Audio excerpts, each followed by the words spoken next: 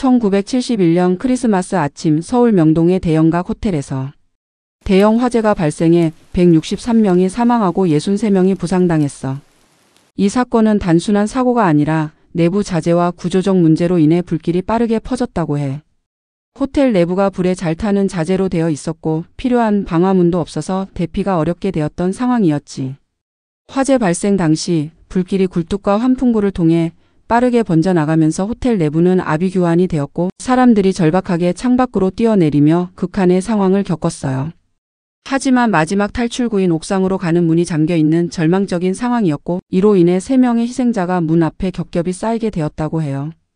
구조 작업에는 1,500명 이상이 투입됐지만 당시 서울시에서 가장 좋은 소방차로도 21층 건물의 화재에는 역부족이었어요. 구조대원들과 시민들이 협력하여 일부는 구조에 성공했지만 당시 구조가 미흡했던 이유로 인해 많은 사람들이 위험에 처하게 되었죠.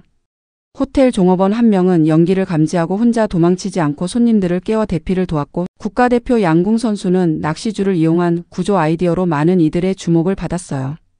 응급구조는 힘들었고 결국 헬기로 6명을 구했지만 2명이 추락하는 안타까운 순간이 생겼어요. 구조 작업 중 비극적인 사건이 방송됐고 헬기가 강한 상승 기류로 접근할 수 없어 포기하면서 충격과 무력감을 느꼈다고 해요.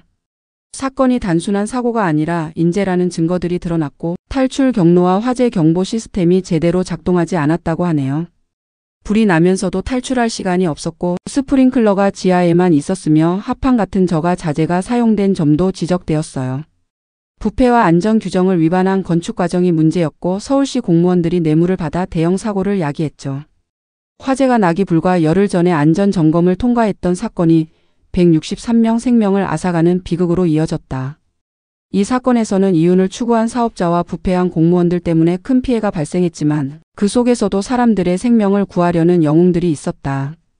특히 김성남 기술자는 화재 발생 후에도 가스 중간 밸브를 잠그기 위해 불길 속으로 돌아가다 목숨을 잃었다.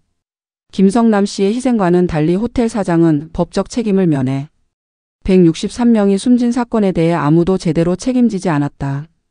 하지만 이 비극이 한국의 소방법과 건축법 변화에 영향을 미쳤다는 점은 긍정적이다. 헬리포트 설치와 소방훈련 강화, 화재보험 제도가 도입되면서 우리나라 안전 기준이 크게 강화되었지만 관리 감독의 부실 문제는 여전히 남아 있어요. 대형 화재와 같은 비극들이 발생한 뒤에도 사회가 충분히 학습하지 못했다는 지적이 있는데 그 건물은 여전히 우리에게 안전의 중요성을 상기시켜주고 있어요. 안전은 비용이 아닌 가치라는 진리를 잊지 않도록 마음에 새기고 마지막 상황에서의 선택을 생각해보는 시간입니다.